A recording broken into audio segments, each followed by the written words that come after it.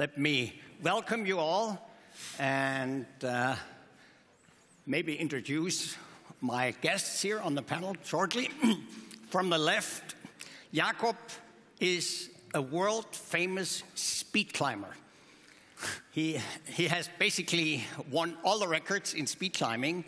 And the interesting thing is, when I asked him about the Wilde Kaiser this morning, he says, I've been there once, and I've done the most difficult route there.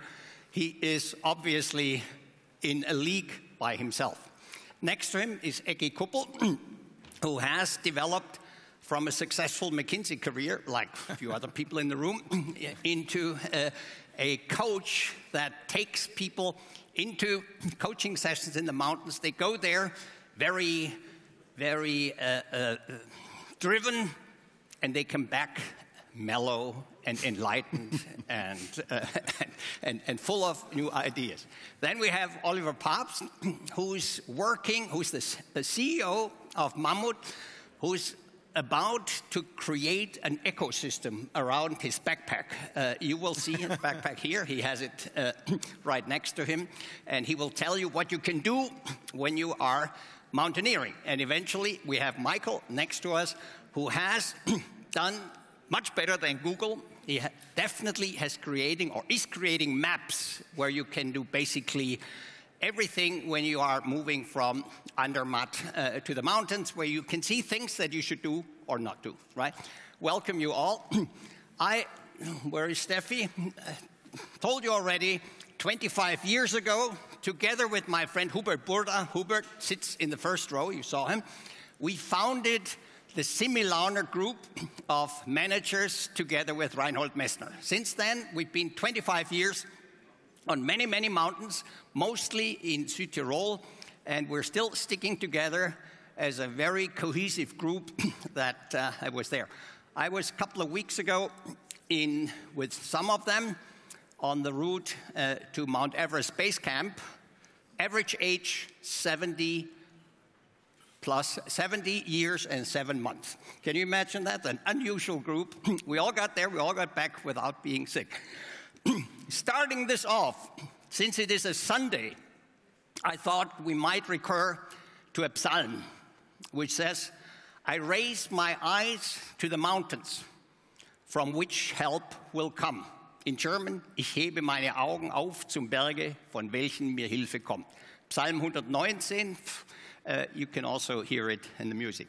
Is that something that you guys want to elaborate on? Let me start with Michael. Yeah, do the mountains give us help? Well, I think we humans, we come from nature. And I think the more we have gone away from nature, the more we need to go back to it to find ourselves. So I think and my colleagues clearly can talk to that, the more you seek to see true freedom, break the routine, or actually just find yourself and be in the moment, I think is something that you do in the mountains. And so for me, it's clearly something that we want to get access to as many people as possible, particularly in a world where people live mostly in urban environments. So I think, yes, the help comes from the mountain, and you find yourselves in the mountains. And your life is currently very often in the mountains. That's correct, yeah. I spend a lot of time in the mountains, the Swiss mountains, though. Oliver, ecosystem around the backpack. To answer quickly your question, I think that, or your first question, whether we talk about slow nature or fast nature, actually, I love slow nature as a term. We have a kind of, I would call it yearning for freedom in all of us, and standing on top of a mountain, 360 degrees of seeing nothing after having a hike or climb up there is extremely satisfying. And that's why I believe that freedom for yearning is in all of us, and that's why mountains giving a lot back. Respectively, nature is helping us to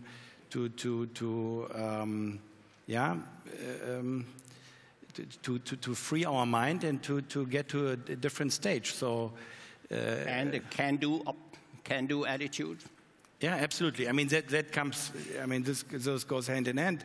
I think what I learned in the mountains is, one, that freedom is extremely a driver, and secondly, being super humble, because you never know what you plan you're going to achieve. Huh? And you have to come down. And you have to come down as well, yeah.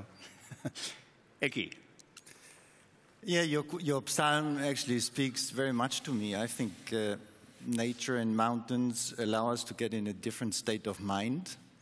And I would like to ask the technical friends to put up the one slide that we brought. I wanted to share the different states of mind that we get into. Very often we're in a very busy state of mind. Can you click through just all the different, do you have those? Just click through all of them and show the whole page. So many of you, at least all those who are attentively listening to us, you are probably in the alpha state with about 9 to 14 brainwave cycles. So you are focused and listening, and that's a good opportunity to learn. I also guess that some of you are in the beta state, that some of you are on the phone and some of you are wondering, shouldn't I go in the other room or should I go have lunch right now? So you're not really in the present moment. And a lot of our lives happens in the alpha and the beta state. But for all of us who are looking for creativity, for innovation, for purpose, we strongly recommend that you try to go into the theta or delta state. And for me and for some of us, mountains do that trick. Some others go into meditation or mindfulness.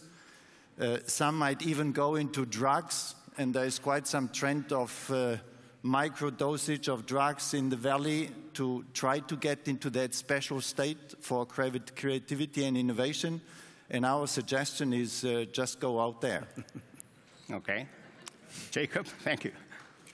Jakob, do the mountains give us help? Yes, I definitely think so. Obviously, me as a rock climber, I spend a lot of time on the mountains, in the nature. And yeah, being a sportsman, I think it's also a lot about being in some special state of mind. Everyone that has ever done sports before, I think, knows the feeling when you're like try-harding, when you're like, I don't know, when it's me, I'm like on a route, I'm fully focused, and I have no thoughts anymore at all.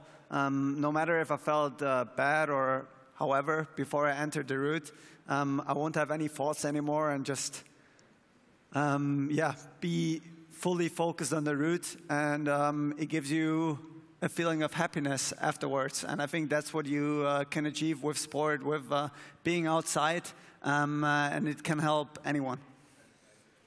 Let me dwell on that, Jakob. I remember when the utmost limit was a grade in German called 8 in climbing.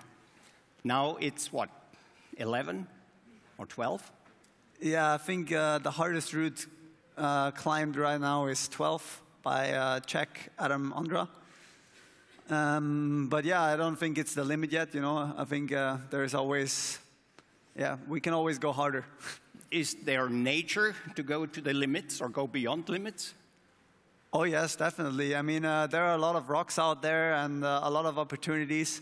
I'm a sport climber, so what I do is pretty safe. You know, we bolt the routes and we're safe climbing those. So obviously, a lot of the rocks that we have in the world, they're still not bolted.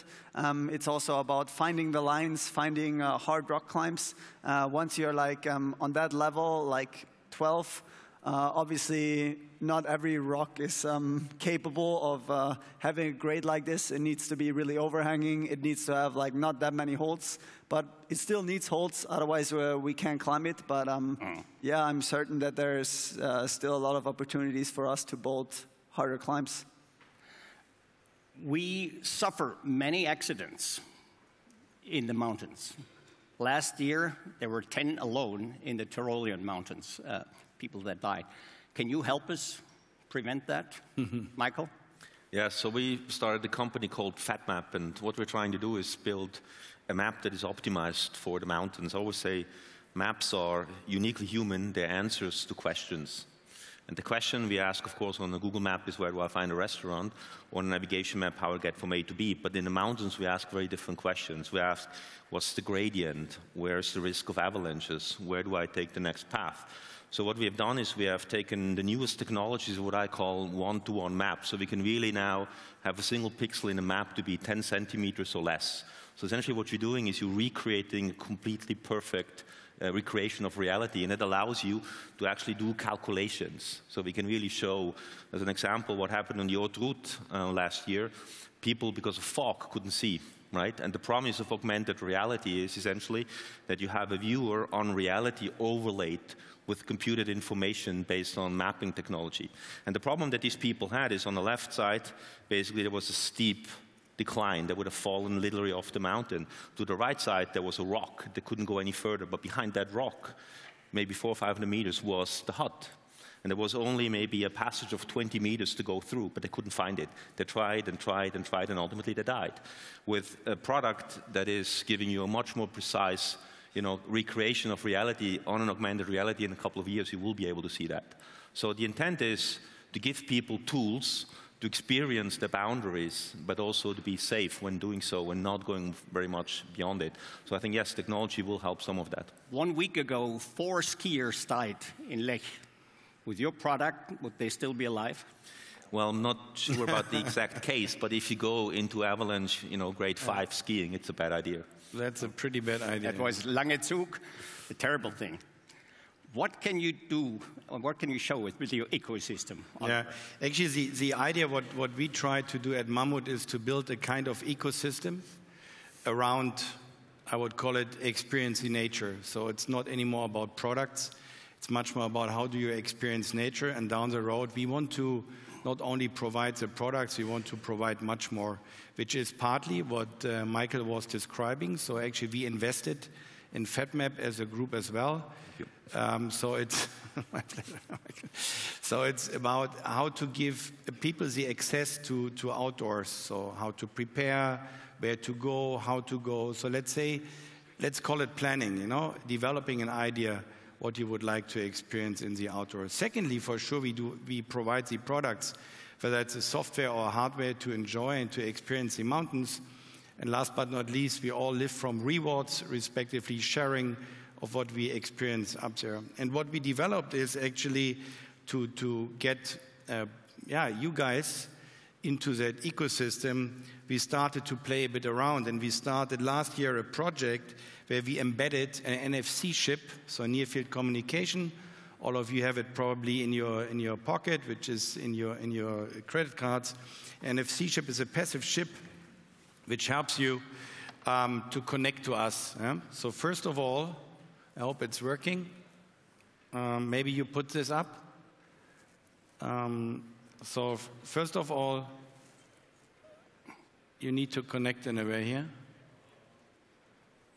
Give me a second. So this is what you find on your app, which you download. So we show you ideas how to get out, where to get out. So get inspired in that beautiful, in our beautiful ecosystem, respectively, in nature. Secondly, we have a kind of, we call it Gipfeltagebuch in German, or Gipfelbuch, so to collect your activities, which you can later share. And last but not least, this is actually the entrance in our ecosystem. We put in around 30 products, our new collection, we put that chip in. And the idea is that you can get access to what we do by, I hope it works now, yeah, to get access to the products. So you see what I have here, you see up now. We explain you the products, first of all. So what is the product, what's the content, where is it made? So lots of additional information, something which you never can do with a normal hang tag. So it's a kind of digital hang tag which we provide. Secondly, we give you inspiration how to use it. Actually, that is Tom Bell's. Tom lost one of his legs, and he was climbing with our support the Kilimanjaro just a couple of months ago. And then we explain you the product. That product has certain technical features. So all in all, we try to, actually Sandro is the guy who invented the product. We try to give you more than just a product, and try to bring you into our world of what we give to you, opening the nature, helping you to go around and share with your friends what you do up there. Thank you. Eki, what do mountains do to a small group of executives that are, as I said, time-driven? Very often they have their thoughts on people that they have to call, emails they have to answer when they come to your group. Is it the mountains that does it? Is it the group? Is it you as the initiator? It's probably a combination. The couple of things that I would like to point out is I think mountains humble us.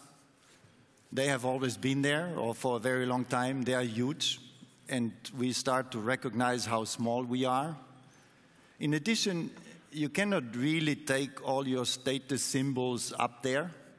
In a mountain hut, we are who we are, almost naked. Another thing that mountains do and nature does, I think it sharpens our senses.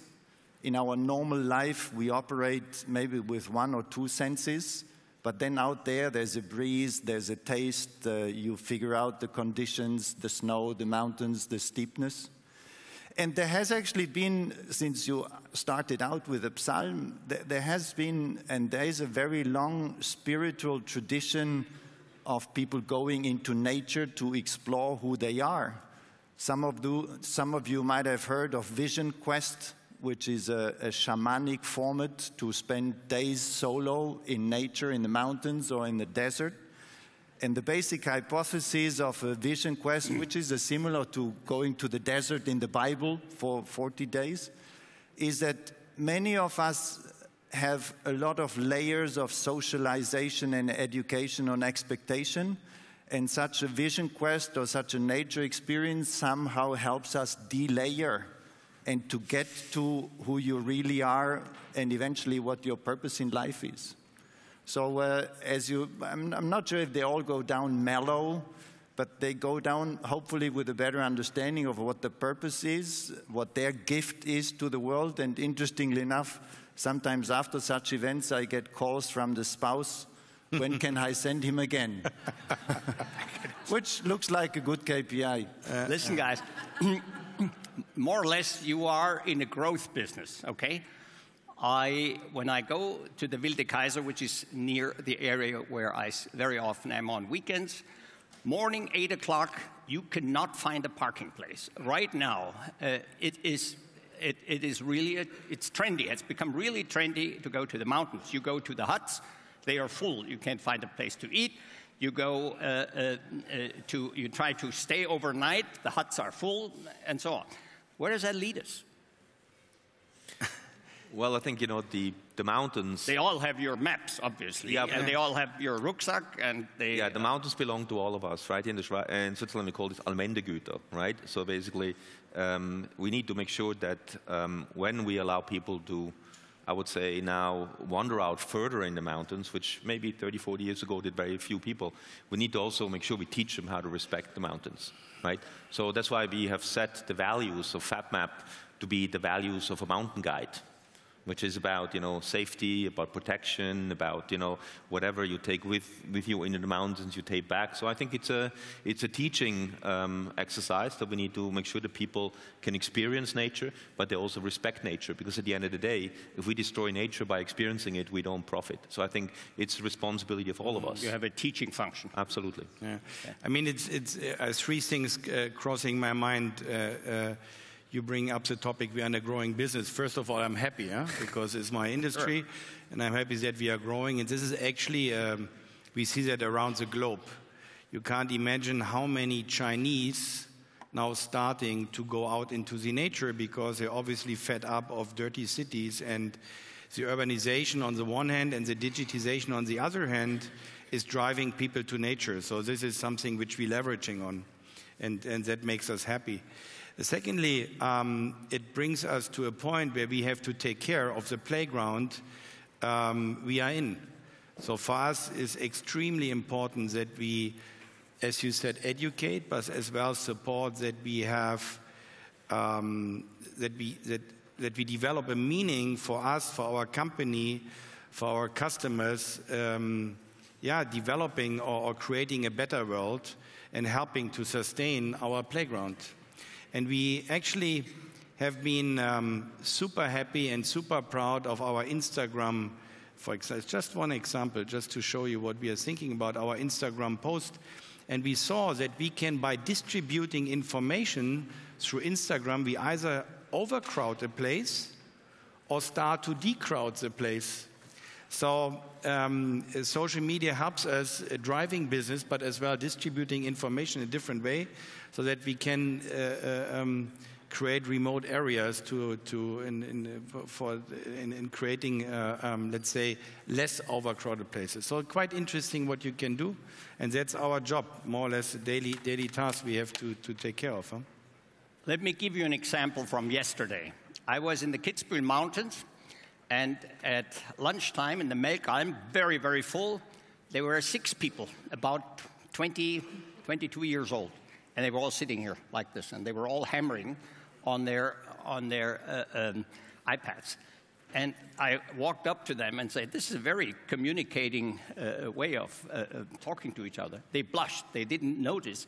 But when you go up the gondola, and there are 6 people sitting in there, they're all hammering on their digital devices. How can that, is that good or bad? Literally, I referred to Eki, what he said before.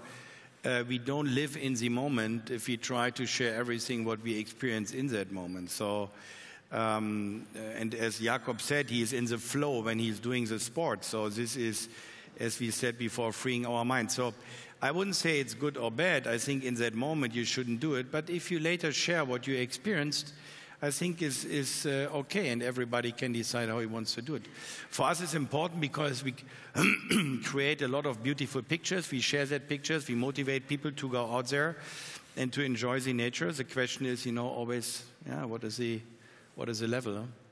What can nature teach us, Eki and Jakob? I would say that the trend and what you define as mass tourism, which obviously needs to be managed, but I think it shows a deeper longing to that raw experience. And while I might also be irritated about them doing emails or Instagram, I don't want to judge them either. I recognize that they are out there and they are in Kitzbühel, and somehow they are looking for this nature experience. And I think what nature teaches us and helps us experience is that we are all natural beings. And we were all hunters and gatherers, and today we have this 24/7 life, which is pretty far from what we originally are.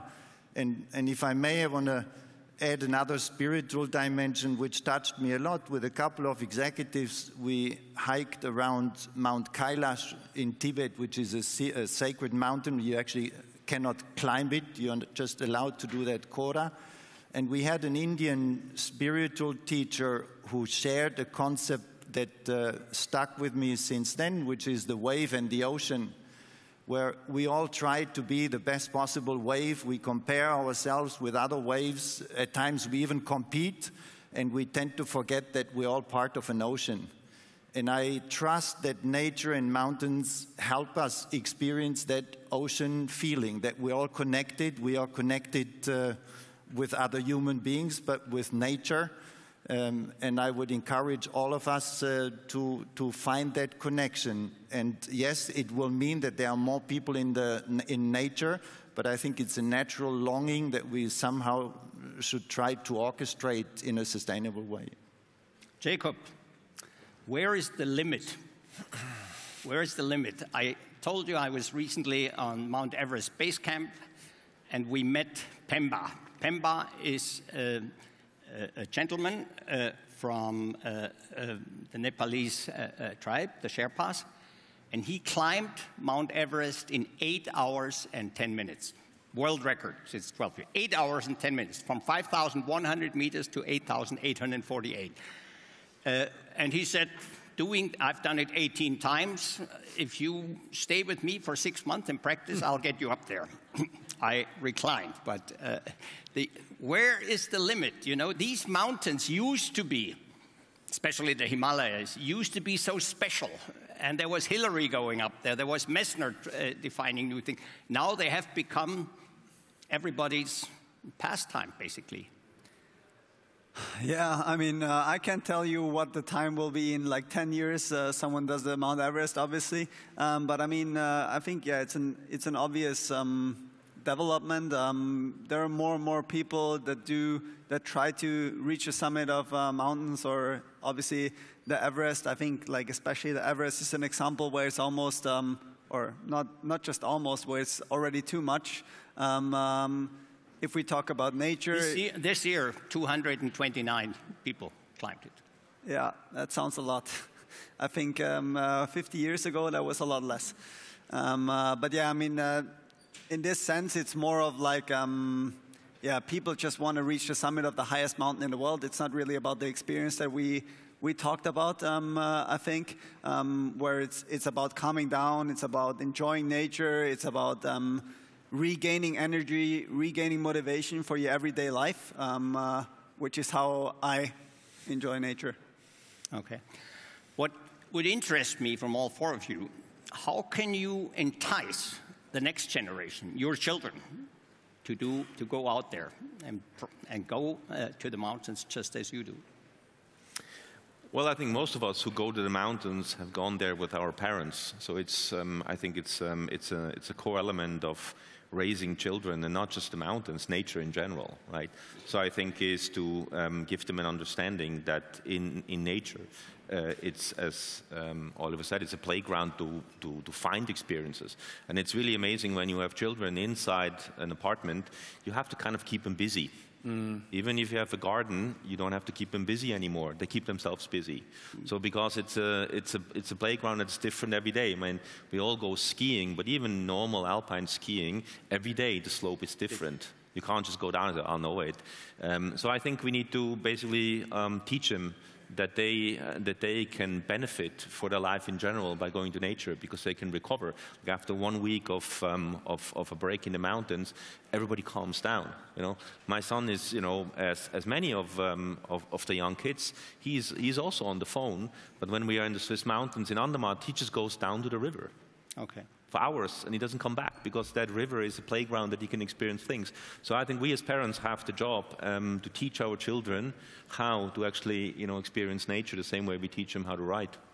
Oliver? Yeah, actually, it is what I experienced, and what we did as well with a group of people from our company just recently. You find out that the rules in nature are very simple. I mean, it's not very complicated to learn it and to enjoy it. Coming back to your question, I feel very confident that,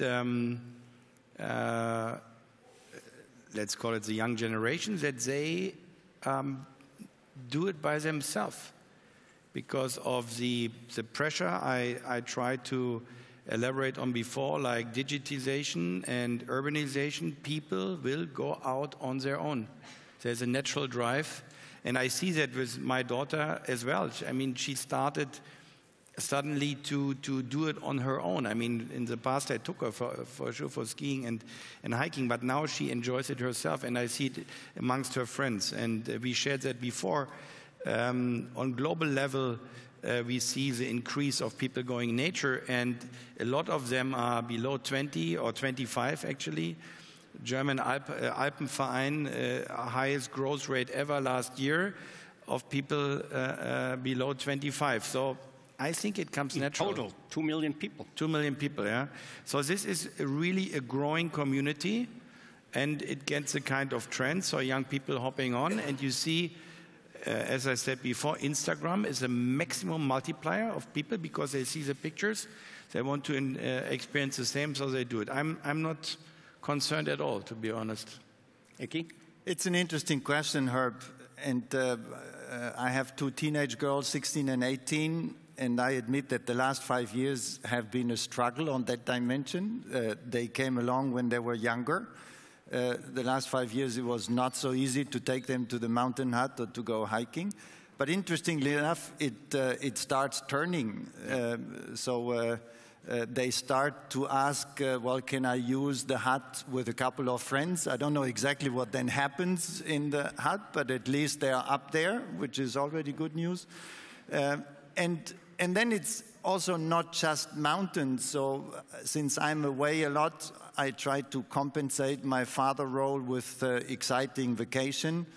So last summer we went to hike and visit the mountain gorillas, which for the whole family was an amazing experience to be like you. You could be the silverback sitting there. And then we would all respond to give you peace. So a year ago, we went to swim with the whales in Dominican Republic. So the nature experience can come in different ways, and there are those places. And I trust that somehow our girls and their friends will continue to look for this experience. Jakob, you're in a trendy sport. That must be for the teenage kids an ideal sport. Yeah, I mean, I have no kids myself yet, so nothing to talk about them. But yeah, I think sports is like all sport definitely helps the young folks to get outside, to get into nature, and to enjoy themselves, and also get away from their phones or whatever. I mean, yeah, climbing is a very booming sport, and more and more people try it out, love doing it, instead of, I don't know, going to the fitness center. And if you're a climber and you start in the gym, it's still always usual to go outside at some point, enjoy the rocks, find out how rock climbing is. So that's similar with a lot of other sports, I think. If you start doing sports and you enjoy it, which a lot of young people do, I think at some point you will also do it outside. So I think we're not lost. I think we've overshot our limit. Thank you very much. Very inspiring group. Thank you. And thank you very much for our panel. Thank you. Thanks. Thank you.